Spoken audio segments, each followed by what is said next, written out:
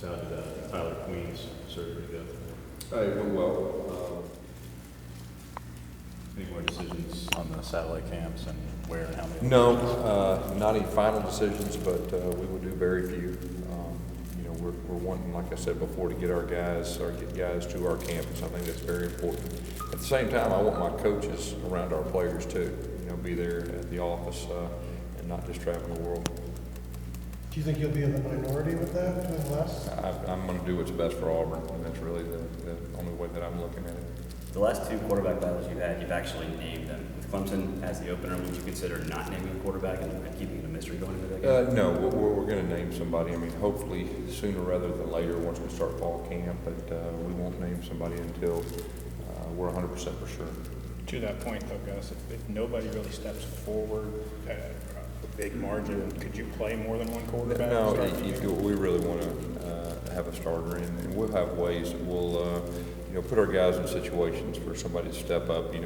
Nick Marshall a few years ago, it was pretty equal for the first 2 or 3 weeks, and then we decided to go live one time, and then he won the job that day. Now, hopefully, we won't have to get to a point and have our quarterbacks go live in fall camp. That's not the plan, but we'll make sure that we evaluate them, and the best guy to give us the best chance of winning will be our starter.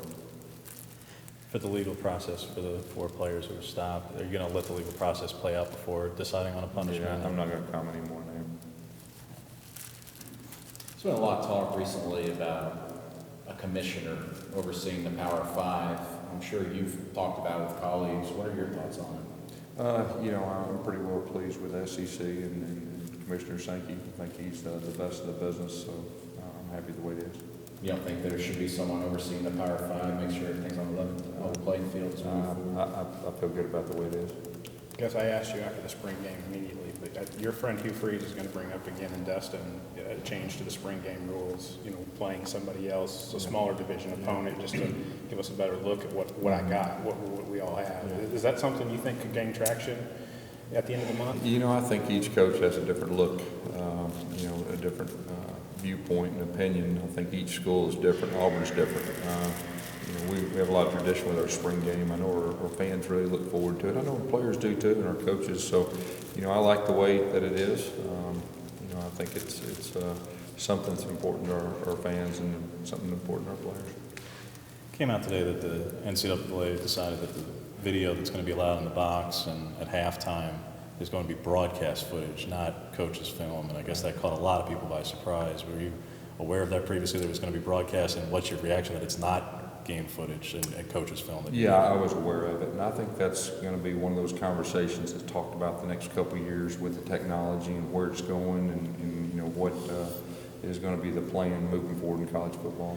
What, for broadcast footage at halftime, what can a defensive backs coach gain? Because most of their players are out of frame, or receivers coach for that matter. Yeah, I think it's a learning process. I think, at the end of the year, I think everybody have a better grip on it. You went to Arkansas State when Javon Rollins had signed, but how heavily were you involved with his recruiting process when you were still at Auburn as offensive coordinator? What do you remember about how he handled it coming from Memphis? Yeah, well, I was there when we recruited him. We thought he was a very good running back coming out. Of course, when I left is when, he came, I guess, on campus and declared ineligible and all that. And so when I came back as head coach, he was available and I already had a relationship with him. And he was already familiar with the offense and what we planned on doing. And so, we signed him again. He had a very good second half of last year. I think the spring was really good for him, just learning and get a better understanding of the total offense with the checkdowns and the protections and everything that does it. But I think he's in a good spot. How much time have you spent just looking at Clemson film and starting to prepare for them? Not me personally as yet, but as we get in the summer, we'll definitely take a look at them. We're pretty familiar with them anyway, with what they do offensively and what they do defensively. They're very talented, but we'll get in the summer and we'll look at our first 3 or 4 opponents. And most college coaches do that during the summer also. Do you maybe reach out to Chad Morris to get some info? We're like I said, we're pretty familiar with each other. We played each other in the past. They run a similar offense to what we do. Defensively, they got a very good defensive coordinator and does a very good job. They got good players. And the limited info you know about them, but obviously you've seen a lot of from last season, Deshaun Watson. What kind of player is he? He's a threat. He's special. He's an elite player. He's either one of the best or the best player in college football. And I think everybody saw that in the national championship game. Gus, Rudy Ford's led you in tackles 2 years in a row. I mean, how much better do you think he can be his senior season? Yeah, he's a lot more confident. There's nothing like experience. And he did lead us in tackles the last 2 years. He's still learning, or was still learning the defensive side of the football. And we moved him up closer to the line of scrimmage in nickel position. And there, he really seemed real natural with that. But he's got a lot of ability. He's a very good kick returner, too. So he's one of our leaders. Well, it was made yesterday, the report about time demands on athletes, and Commissioner Sankey's spoken about this. It's been an issue that all the power conferences are addressing.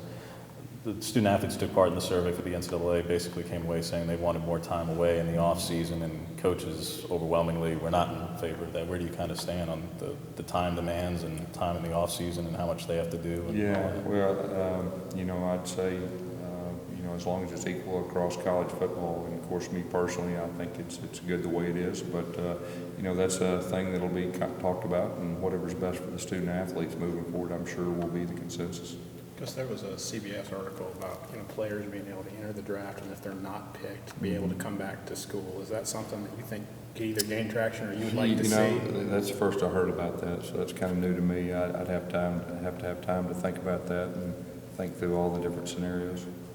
Anything you're looking forward to speaking about at SEC spring meetings this year? Nothing in particular. There's always good conversation talking about the future in our conference with some topics, but me personally, nothing, on hand.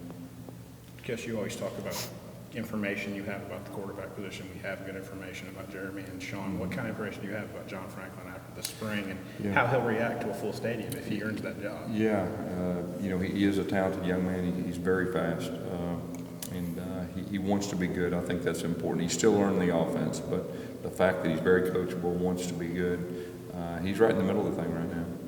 How would you compare, say, even last year or 2 years ago to how hands-on you were with John Franklin III this past spring than maybe some previous quarterbacks that have come in? In the spring, I was pretty hands-on with the entire offense, kind of back to what I used to do in the past. And so just trying to get a really good feel for him. And at the same time, just make sure that I'm a part of the everyday function of the offense. Was that something you took a step back from a little bit last season and depended on others? Well, like I said, I was a little bit more of a head coach, and I'm going to be a lot more hands-on. That's nothing to say negative against any of our coaches. We have some excellent coaches. We had some excellent coaches last year. It's just me personally, I feel more comfortable doing that. We spoke a lot last year about virtual reality and your use of that, and Yeah. really didn't follow it during the season. You said after a few weeks, we'd have a better idea. After the season, how helpful or not helpful was it, especially with changing the quarterback in particular? I think the big thing is during the off season and during the summer months, it is very valuable, and it's very valuable for recruiting, and glad we have it. And I think it's something that really can evolve, more and more in the future when the technology even gets better. John had said he hadn't used it yet, and he was planning to use Who's it. that? John Franklin had said he hadn't used it yet, was going to use it in the off season. Maybe can you give a little bit of a bullet points of some of the things that he works on with that or plans to work on with that this off season? Yeah, it's just something that he can go in on his own in the summer, on his own time, and look at different plays and different coverages and all that. When you mentioned recruiting, I know other coaches take that technology on the road with them, and they'll load stuff in there that's not necessarily practice, but it could be like a meeting room or something on campus that they can look at in VR. Do you guys do anything like that with recruiting? Off campus? Yeah. No, not off campus with coaches. What about on campus with the? Oh, yeah, on campus, the technology, you always want to use that and show what you have to offer. What are you showing them exactly? Just stuff in practice? I'm not telling. It's recruiting now, come on, you can't tell all the secrets now. There's just been a lot of discussion about, obviously, the various construction projects on campus with athletics, between the North End Zone project, Yeah. when it comes to the locker room and all that stuff, and also a separate football building. And I know there's a balance of priorities there and costs there. Which would you like to see done first if it were up to you? Well, I think right now, if you look at our overall facilities, we're right there. We got a great dorm, we got a great place to eat, great indoor. I know there's talk about expanding our stadium, and that'll happen, in the near future.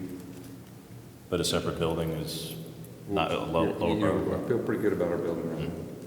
You said before you felt good about it, but are you anticipating all of the recruits that were supposed to be in this summer to be in, or are you still waiting on a couple? Yes, we're planning all the signees to be there, ready to go.